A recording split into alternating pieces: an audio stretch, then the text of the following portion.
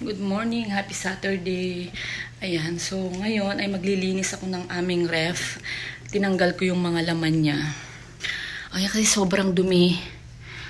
Sobrang dumi ng aming ref. Ang daming mga leak dito. Ayan. So, syempre, pinatay muna natin siya. Naka-zero siya. Ayan. Tapos kasi dito ang dumi-dumi sobra. Yung yellow ko naman, hindi siya agad matutunaw. Kaya okay na yan dyan siya. Kasi lilinisan ko ito.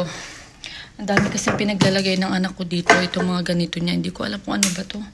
Pinaglalagay ng anak ko. So, lilinisin ko muna siya. Ayan, na empty na ang aming ref. So, maglilinis tayo. Ito yung mga soft drinks na nilagay ko. May deliver kasi ako ng mga mismo at mga ganito, Cobra, mga mismo Coke Royal Sprite mamaya. So, para fresh, doon natin siya ilalagay. Anong fresh? Para, bago lahat. Ayan, so aalisin natin yung mga glass. Ito, hindi ko na siya tatanggalin kasi pull out tray naman siya. So, ito na lang yung tatanggalin ko. Mga glass na sa ilalim. Ayan, so, dito sa gilid, yung mga silicone na yan, ayan, dito sa side. May mga yan, may mga dumi. Ayan may mga dumi siya. So, kailangan aalisin din natin siya, guys. Para malinis. Kasi nga, ang nilalagay natin dito ay yung mga ice. Ayan. Pinupunasan ko lang siya isa-isa para maging maputi uli siya. Kasi sayang naman, di ba? Dito, sa side, ayan Yan.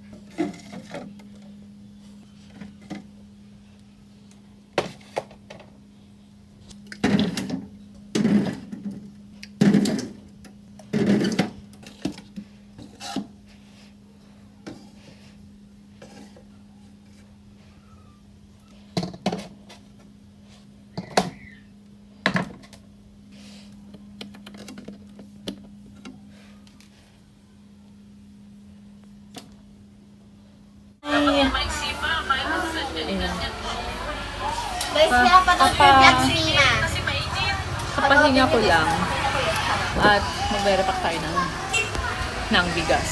Alam niyo ba yung bigas ko kanina? Nag-kilo ako, ngayon lang. Ngayon. Ay! Ano ba yan? Wala na agad yung aking mga kinilo-kilong bigas at nakapagbenta na tayo. So, magkikilo ulit tayo kasi ngayon na lang. Ang bilis ng bigas.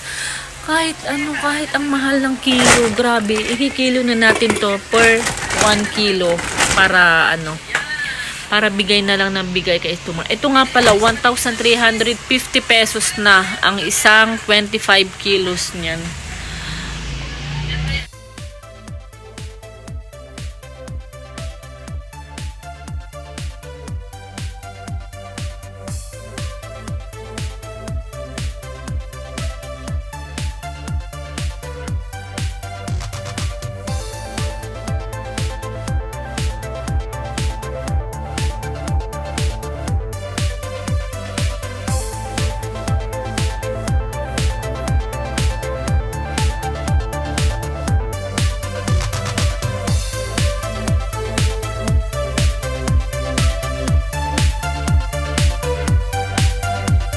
Nakakilo na ako ng 1, 2, 3, 4, 5, 6, 7, 8, 9, 10 kilos na jasmine rice. Yan, natapon yung butil-butil kasi butas yung plastic. Dadakutin ko pa siya, sayang naman.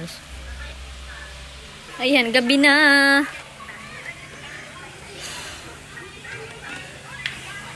Yung si Yakult, kumuha ako ng 5 pack. Yung isang pack nilagay ko na sa ref. Ang expiration date naman niya ay September 2023. September 26, 2023. Ayan, so, benta natin to. Buti na dumaan siya. Ayan, Yakult.